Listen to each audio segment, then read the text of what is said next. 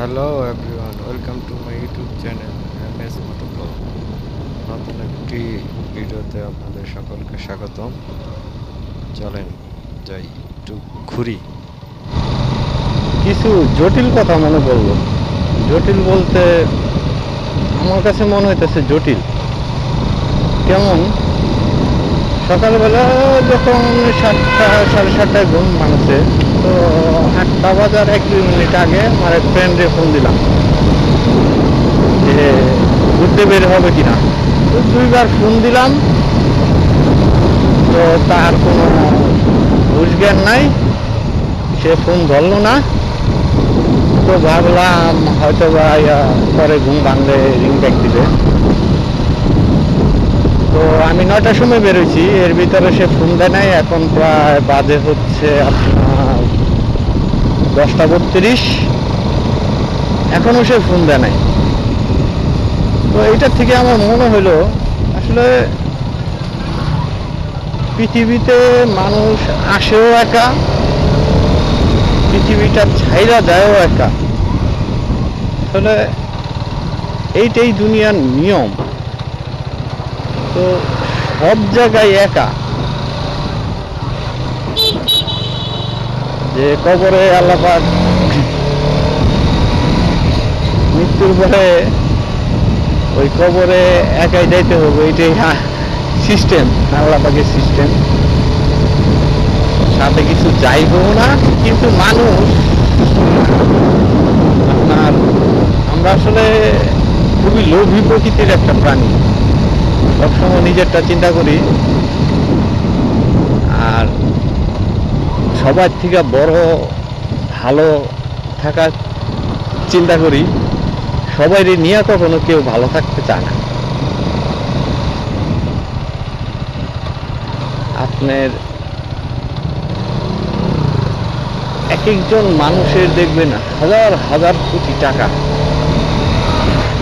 তো আমার মনে হয় এত টাকাতে তারা কি করে। এত টাকা দিয়ে আমি পরে দেখি আসলে তারা তাদের যে লাইফ লিড করে, তাদের জীবনযাত্রা যেভাবে তারা পরিচালনা করে, তাদের আসলেই টাকা অনেক দরকার। কিন্তু আমরা ভাই মধ্যবিত্ত, আমরা ওই জিনিসগুলো দেখি না। তো যে কারণে আমাদের যতটুকু আছে আমরা অতটুকুই সুখী থাকার চেষ্টা করি। এর ভিতরে একটা কথা বলি, আমাদের এক ফ্রেন্ড, মানিকগঞ্জের ফ্রেন্ড,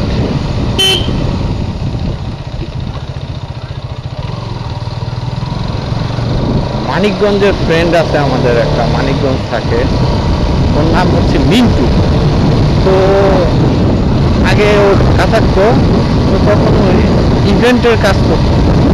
ইভেন্ট বলতে ওদের যে কোম্পানিটা ছিল বাংলাদেশের টপ 5-এর ভিতরে একটা, যারা কিনা বিয়ে শাদী বার্থডে এগুলা হাই সোসাইটির এগুলারে তারা এই ডেকোরেট করার থেকে শুরু করে এগুলা করতো আর কি।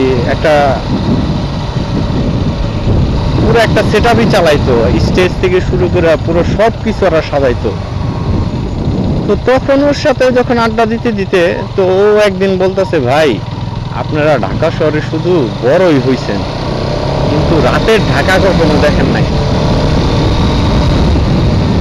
তো কথাটা শুনলাম, তো আসলে আমরা রাতের ঢাকা কখনো দেখি নাই, কারণ আসলে আমরা রাত 12টার পর খুব কমই বাইরে থাকি। হ্যাঁ, এর ভিতরে হয়েছে কি, একদিন আমরা কোরবানি ঈদে ভাইয়ের সাথে গরু দেখতে বেরোচ্ছি। তো গরু দেখতে বের হয়ে পরে আমরা গরু টরু দেখা রাত প্রায় 12:30-1টা হয়ে যাবে, 12:30 বাজে মোটামুটি। হ্যাঁ, তখন ভাইয়ের মন চাইলো যে চলো 300 ফিট যাই, যদি খোলা থাকে এখানে কিছু নাস্তা টাস্তা খাবো। তো আমরা ঠিক রাত 1:30টার দিকে তো আমরা 300 ফিট পৌঁছাইলাম। ওইখানে যা এমন অবস্থা, আমার মনে হইতেছে যে 7টা 8টা বাজে, এরকম মানুষ রাত 1:30টার দিকে। তো আমি তখন ওই মিন্টুর কথাটা মনে করছে যে আসলে আমরা রাতের ঢাকা দেখি নাই। কারণ যেসব জায়গায় পার্টি হয়, যারা লেট নাইট পার্টি করে, হ্যাঁ, তো ওই পার্টিগুলোতে তো আমরা কি হয় এটা তো চোখেই দেখি নাই। হ্যাঁ, শুধু 300 ফিট ওপেন একটা প্লেসের ভিতরে রাত 1:30টার সময় আমরা এত কিছু আর কি, এত মানুষজন খাবার দাবার দিয়ে মানুষ খাইতেছে ফ্যামিলি নিয়ে, এইটা দেখেই যদি মনে হয় যে এই অবস্থা, হ্যাঁ, তো যারা লেট নাইট পার্টি করে তো তাদের কি অবস্থা। তো সত্যিই তখন আমার মনে হয়েছে যে মিন্টু যেটা বলছে সত্যি বলছে, আদৌ আমরা রাতের ঢাকা দেখিনি। আর যাদের হোটেল টাকা তারা রাতের ঢাকা দেখে। তা আমাদের বাসাটা যেতে যা তো ওদিকে এলিভেটর এক্সপ্রেস গেছে, তো প্রায় সময় রাতে বেলা দেখা গেছে 12টা 1টার দিকে একটা গাড়ি এত জোরে যায়, এবং অনেক সময় দেখা গেছে ফজরের টাইমে ঘুম ভাঙলে বা ওয়াশরুমে যাওয়ার প্রয়োজন পড়লে যখনই দেখি, তারপরে ওইটাও অনেক সময় আবার ব্যাক করে। তো এতে বোঝা যায় যে ওই গাড়িটা সারা রাতই এইভাবে ঢাকা শহর দাপায় বেড়ায়,